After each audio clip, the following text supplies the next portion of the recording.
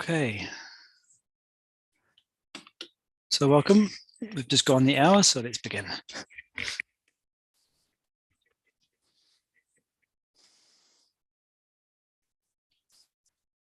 Om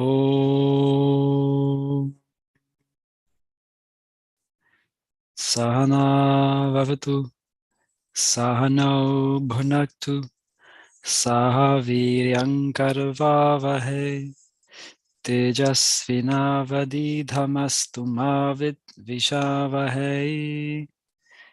Om Shanti Shanti Shanti.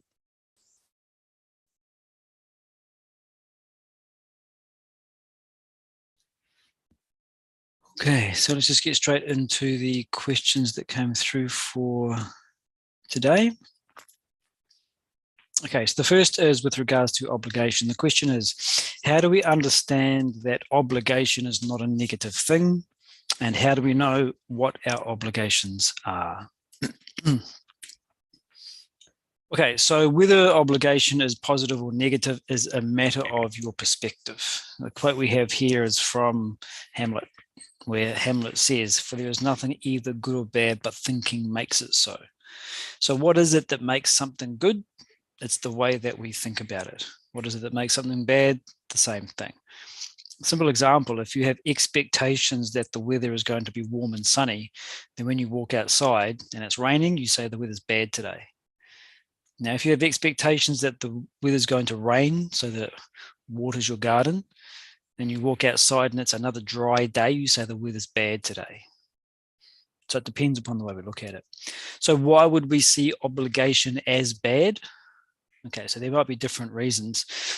One is that we perceive that our obligations go against what we would like to do. They go against our particular personal preferences or our desires. We might also consider obligation as bad if we feel that the obligation is imposed on us from outside. Then it violates our own sense of free choice, our own sense of autonomy. I'm being told what to do. And it's a fundamental human need to feel that we are in control of our lives, that sense of autonomy. So these are reasons why we might see obligation as bad. And of course, there would be others. Why would we see obligation as good? So you might see obligation as good because you recognize that it's an investment in your future well-being, and that it helps to maintain the relationships that are serving us. So in that sense, when we choose an obligation, we feel that we are choosing it rather than it being externally imposed. So this is one of the ways, or this is a much more positive way to look at what an obligation is. So the question is then, how do we determine what they are? So that comes through self-reflection. It doesn't mean that we don't seek out the opinions of others, but everything is information for our own self-reflection. Two important ways that we can think about how to determine our obligations is roles and goals. So the roles that we have in life are determined by our relationships. And in fact, you could really use the terms role and relationship synonymously in this context. So each role or relationship that we're in is, in a sense, defined by our obligations. We can't claim to be, for example, a parent if we don't take care of our child's well-being, if we don't look after their material well-being, their physical safety and health, their emotional development, their intellectual development. Simply having genetic offspring doesn't make you a parent. The role of parent is defined by the obligations of the parent. And in fact, if you don't take care of your child's well-being, then the state may determine that you are a negligent parent, neglectful, and withdraw your parental rights. So you actually lose that relationship, you lose that role. If you're a road user and you drive drunk, the state will take away your ability to drive. It removes the role of road user from you. So we are maintaining those roles, those relationships, by feeding them with those obligations. So how do we determine what they are? Well, what is the purpose of a role? And when you talk about parent, when you talk about road user, it's pretty obvious. The purpose of a parent is to raise a happy, healthy, well-adjusted child into an adult. The purpose of being a road user, etc. So you can start to get a sense. So this becomes an important aspect of our self-reflection. What are the roles that I have adopted in life? What am I? I'm a son. I'm also a parent.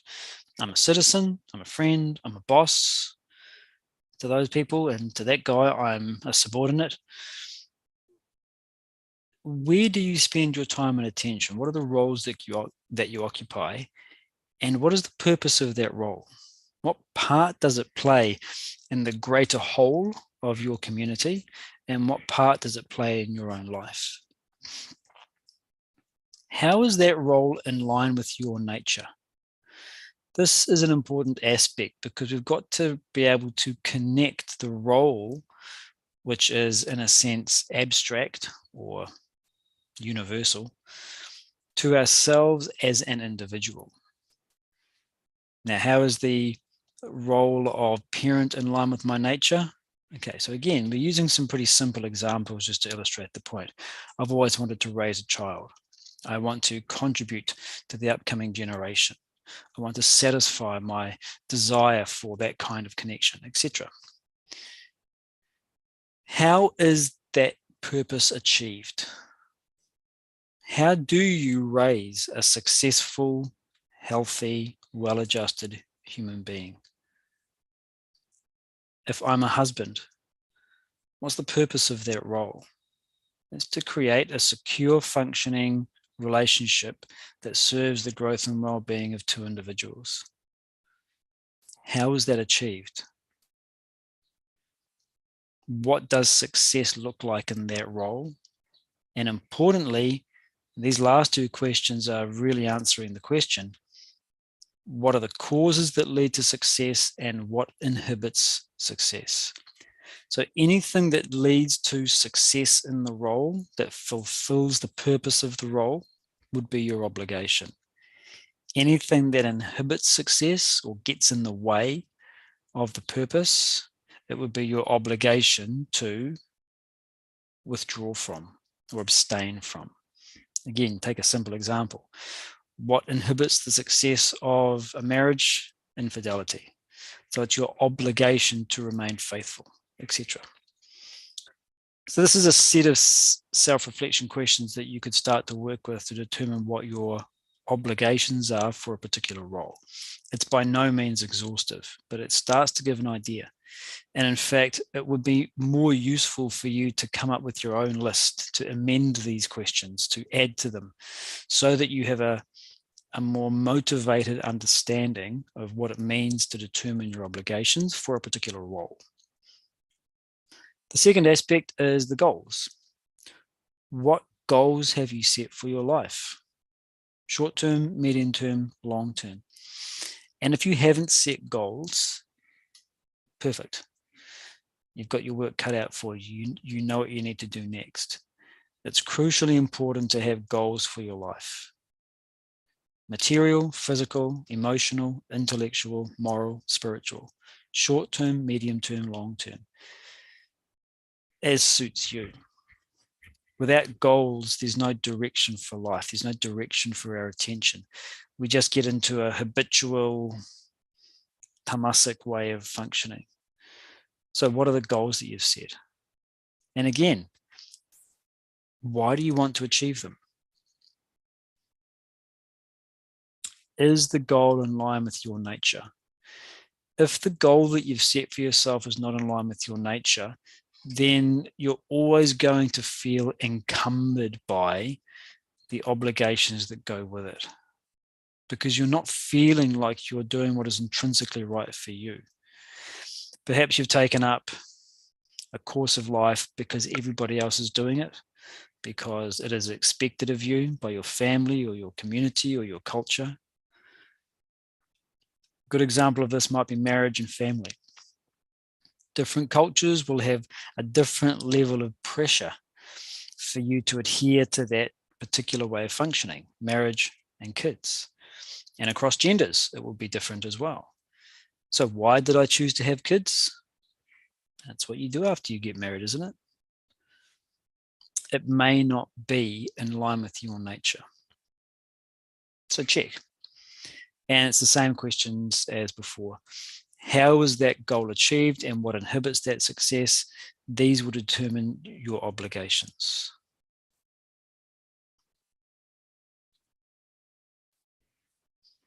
Okay, any questions there?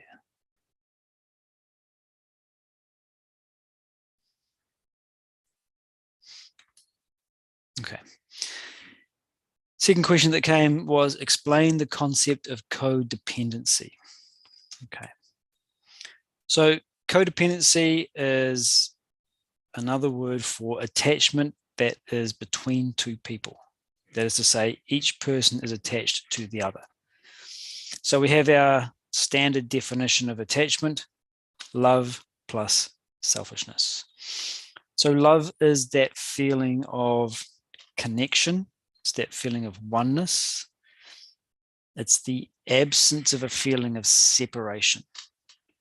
When you truly feel that you love someone, you are at one with them.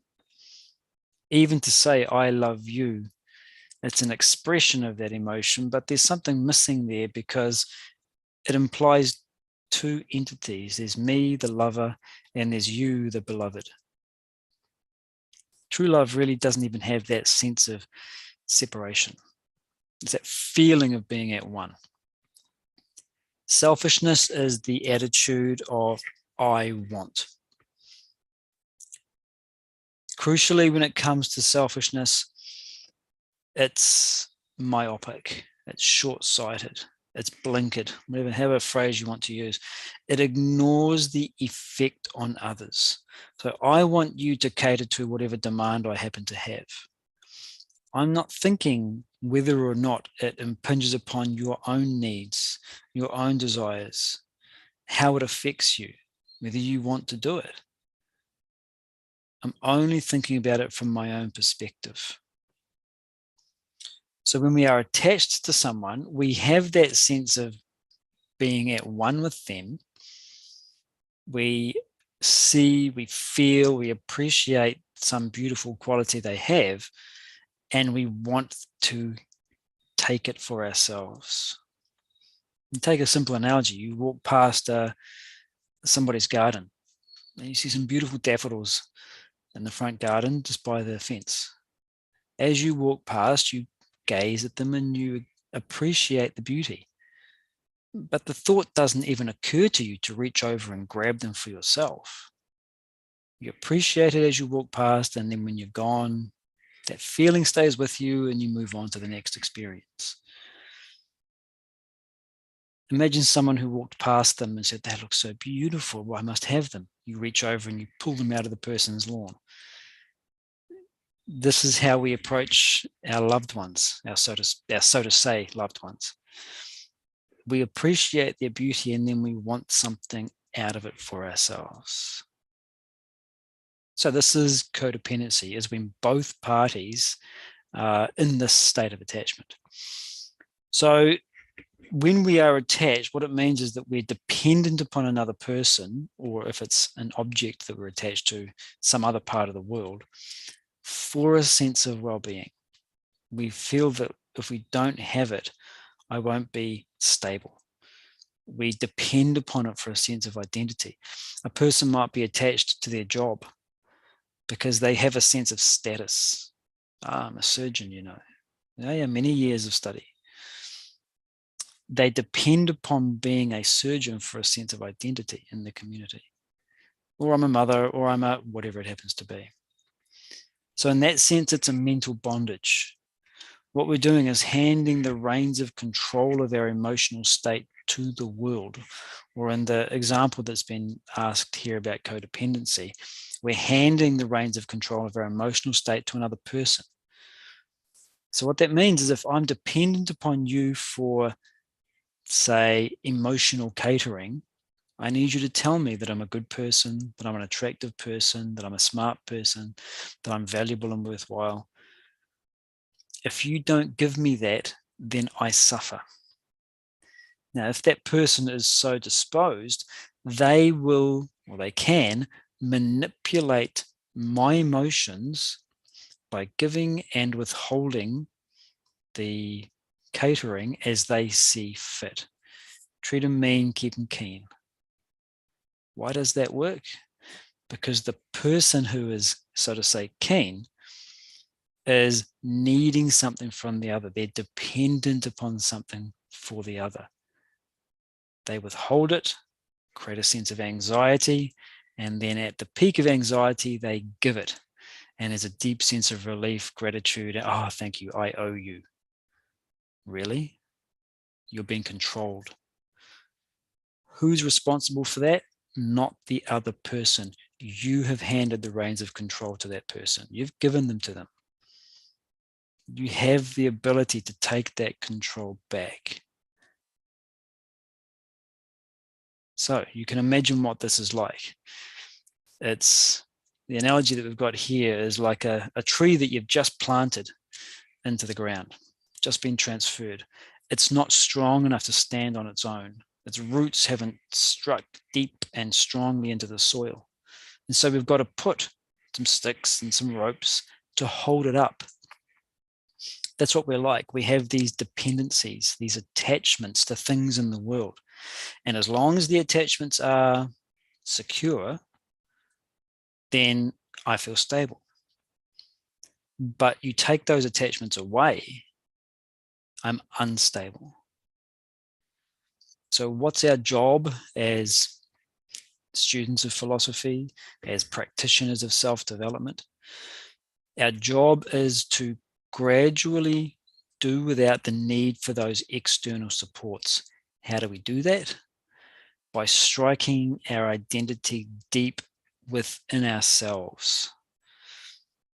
If we are established within ourselves for our own identity, for our own sense of self-worth, then we don't need things from outside of us to keep us stable. Then whatever we come across in the world, we view it like we view the daffodils in our neighbor's lawn. Beautiful, we appreciate it, we partake of its beauty, but we don't need to grasp it for ourselves. That grasping attitude demeans us and makes us less attractive, by the by. Why does attachment arise? It arises because we are involved in our experiences. We lack the ability to stand apart and see it from a more objective perspective. Once we're involved, then there is this indiscriminate thought. Okay, so what does that mean? So there's a line here from the ancient text, the Bhagavad Gita, chapter 2, verse 62. He says, a man musing on objects develops attachment for them. This word musing is talking about indiscriminate thought. So indiscriminate thought means that the mind is flowing on its own without an awareness or sanctioning by the intellect. It means that we don't have a clear understanding of what we're thinking about and why. There's no self-awareness. That self-awareness, that understanding, that self-reflective attention is the intellect. The mind is that which is indiscriminate by nature. One of the analogies that we often use is to say that the mind and intellect are like a child and adult. The child has no capacity for self-governance. Take it to a playground or take it to a store and it runs around indiscriminately. And it's exactly how it should be. Children should be that way. The job of the parent is to cast a discerning eye over the child's conduct and behavior and gently guide it where appropriate. So too, the mind is the mind. It becomes attached to anything it contacts. But when we are alert, when the intellect is well developed, we can understand what we're thinking about and why. Then we're no longer musing. The mind is not indiscriminately running towards something. We're choosing where to place our attention. When we are objective, the attachment doesn't develop. So what's the effect? Mental agitation and stress is the first one. Whenever our object of attachment is threatened, we are affected by it. Simple example, which we've used many times before. Man is at a social event with his wife and sees her talking to a handsome stranger, laughing and so forth. He's attached to her. He wants to be the sole recipient of her affection and attention. He's jealous. He's worried that something he has may be taken from him. How does he feel? Okay, whatever you might call the specific emotion, it's a type of stress. It's a type of mental agitation. If I'm attached to my money, I worry about losing it. If I'm attached to my popularity, I worry about losing it. If I'm not attached, there's no worry, there's no stress. The other aspect of attachment is that it distorts our perception, our judgment, and our choices. So what's an example of this? If I'm highly attached to my reputation in my workplace, let's say someone who is a colleague of mine explains to me how I might be able to do something a little better. It's unrequested advice. They give me some feedback on my performance. Now, the person is coming to me with the purest of intent. They like me. They want me to do better in the job. What am I seeing? I'm seeing someone who's coming to damage me. They want to make me feel bad. They want to put me down. They want to ruin my reputation in front of my other colleagues. This is my perception of what they are doing. My reaction to it will be in line with that, and I'll make choices based on that. So the whole relationship from my side is completely distorted because I'm attached so badly to my reputation.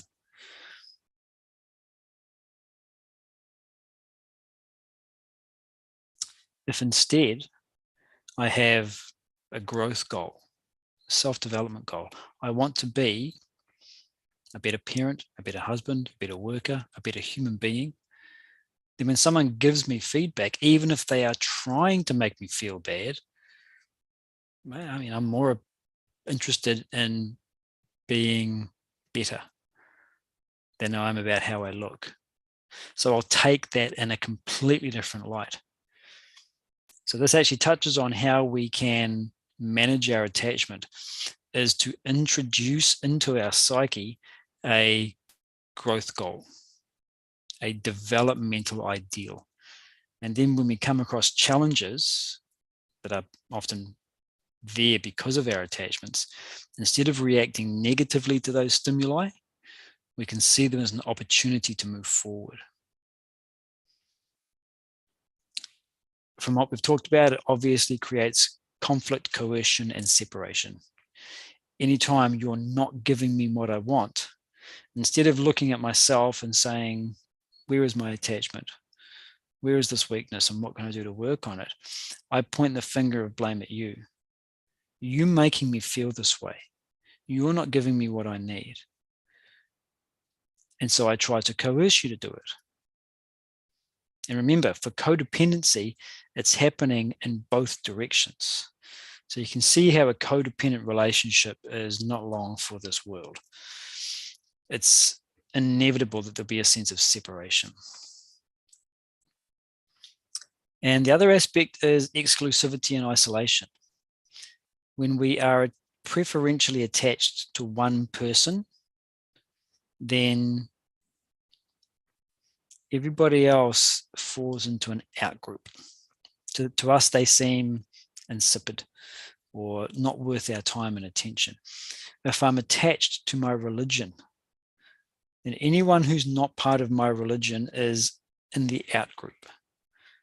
Now, I may be very mature and say I tolerate all religions, but in my mind, in my feelings, I don't have the same degree of sympathy, empathy, love, respect, genuine human warmth, because, well, you're not the same religion as me. And of course, it can go much further than that, into antipathy and hatred. But wherever we are attached, we have this boundary. And anyone who caters to the attachment is within it. Anyone who's not, you're in the out group. So let's go back to the question. What does it say? Explain the concept of codependency. So when we are codependent, we both see in the other person something that I need, that if you don't give me, I feel unstable, agitated, frustrated. And then where does the frustration and agitation go? Well, naturally, it goes on to the cause of it, which is you, because of the way you're acting, which does not give me what I am dependent upon. So as we touched on, the way to move through that codependency is two ways. The first is to have a growth ideal. So that means understanding what attachment is.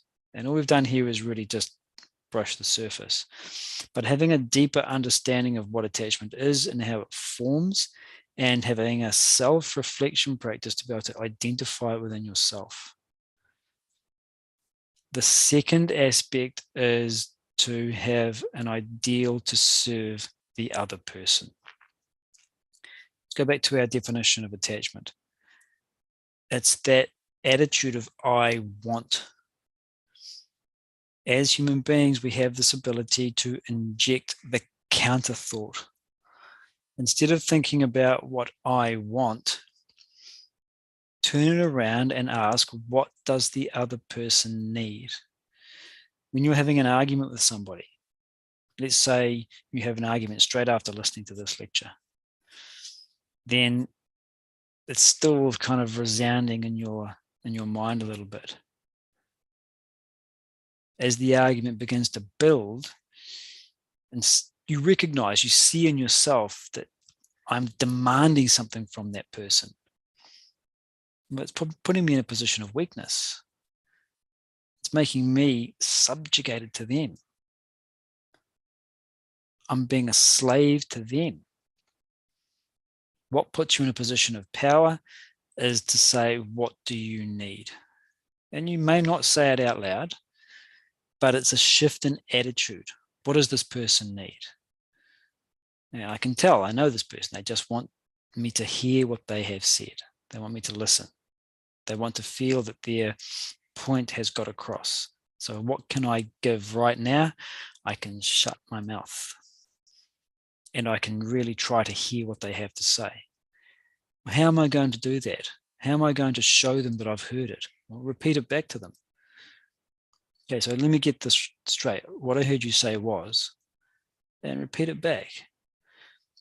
However you conduct yourself is irrelevant. The point is that it's coming from this attitude where you've turned around, I want to, well, you can put it this way. Instead of saying, I want for me, you say, I want for you. What do you need? What does this person need? And what can I do to serve it?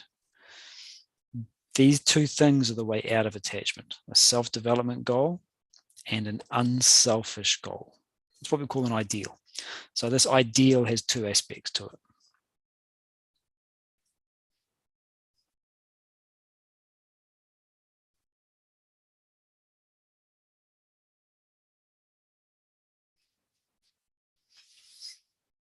Okay, any further questions there?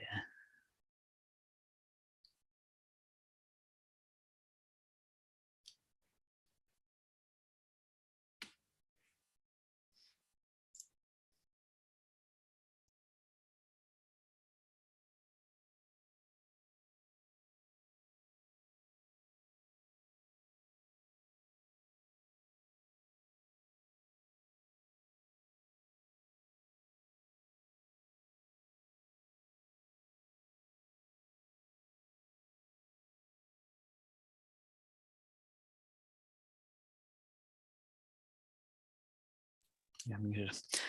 Okay, thanks, folks. As always, appreciate the attendance and attention. We are back tomorrow, 6:30 p.m. That's Tuesday, 6:30 p.m. Pacific time for the beginning of the Upanishad, the Ishavasya Upanishad. So for those joining, I'll see you then. And for those not, I'll see you perhaps for our next Q&A, which is 9 a.m. Friday, and that is also Pacific time. Okay, take care, folks.